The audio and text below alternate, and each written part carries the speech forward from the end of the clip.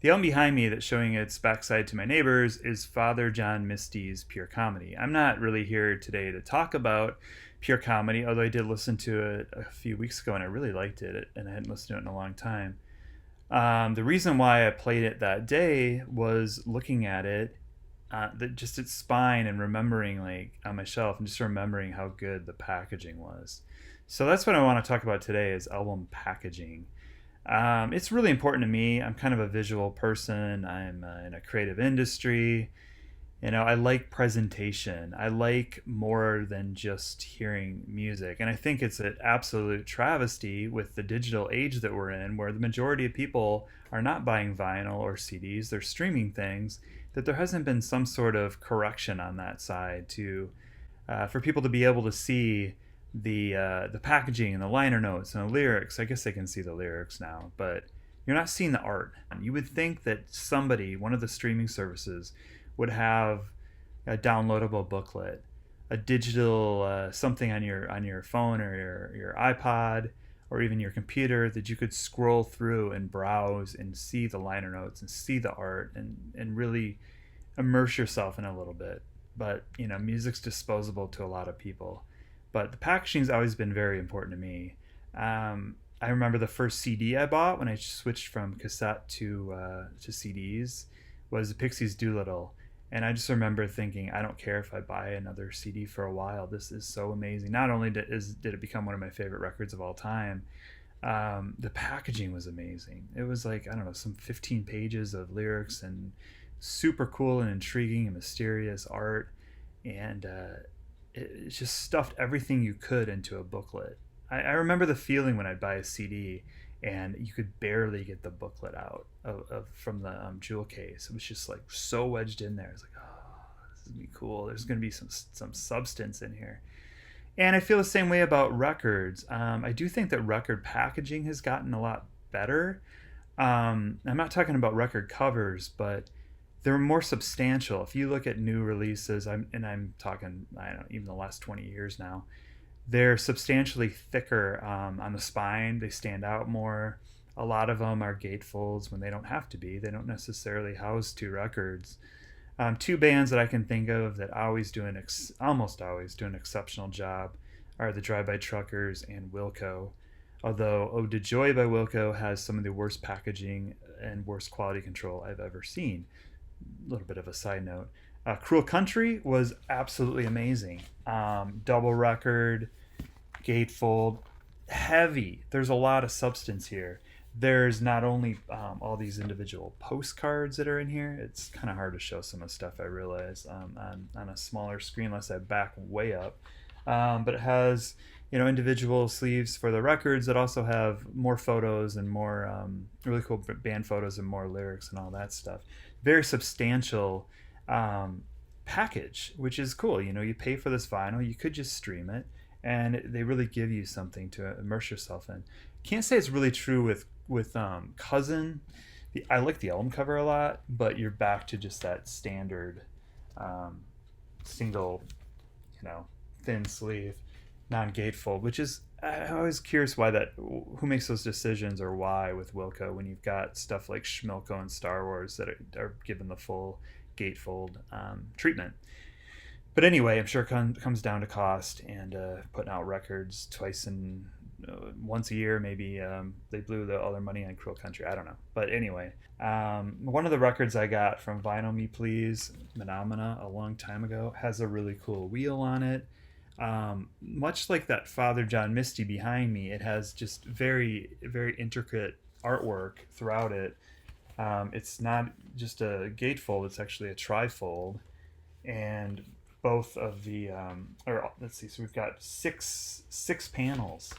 6 panels of illustrations that you just lose yourself in while you're listening to the record. I think it's a really, really nice job. And if I didn't mention it, I can't remember. It has the Led Zeppelin 3 kind of wheel too. Another band that I feel like I should do a little shout out to is Pearl Jam. I'm not the biggest Pearl Jam fan. I liked them for a while, the early stuff. Saw them on Lollapalooza. Liked the like the Verses and Vitalogy the best. I also like No Code. With Vitalogy, they had a song called Spin the Black Circle. They put that record out on vinyl before they put it out on CD. I think a week or two ahead of time. I remember I bought it, and it was the first new vinyl record I'd bought in about 6 years at that point. I was very into CDs at the time. Their follow up, they went even a step further, taking a bunch of Polaroids and for the no code packaging. This thing has not only the front and back, but gatefold, and then they lift up for more photos below. This packaging is so intricate. I had to like pause the video because not only does each sleeve also have pictures in it. One of them has a record, and the other one has the actual Polaroids. So you get, let's see, what do I have? Like about 8 of them, 8 different Polaroids in there. Just a super cool touch, and something, again, you can just lose yourself in while you're listening to the record. And I think that's part of the listening experience, part of the reason we like our art this size, part of the reason we pay for vinyl or CDs when we don't have to anymore. I mean, who would have thought? I never thought that I would someday be able to play pretty much anything on my phone instantaneously. I mean, my head would have exploded if you had told me that when I was 15. I have a few more examples.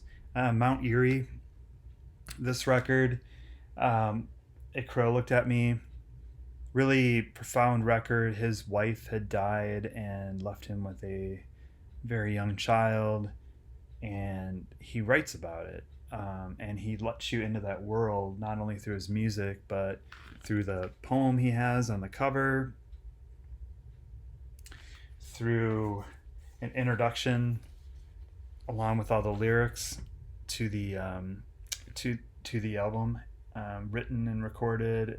He mentions where it's written and recorded, why did he make this record, and then he has a closing thing about the finality of life, death, and it's quite a profound record. It's not something I can listen to every day, but boy, am I glad I have this versus I don't know, a download of it. It wouldn't be the same kind of experience when I listen to it. One more record I wanted to mention that you haven't seen yet is, or artist rather, is Drive By Truckers. They not only have Wes Freed, who did most of their album covers. He's no longer with us. But his artwork sure is. I mean, it's all over them. They're all they're all gatefold records. Most of them. I think maybe there's one, kind of like Wilco, where once in a while they don't do one and you kind of scratch your head and wonder why. But very, very nice packaging. Introductions, again, usually Patterson Hood does some kind of introduction to all of them. They'll have the lyrics. Super cool artwork.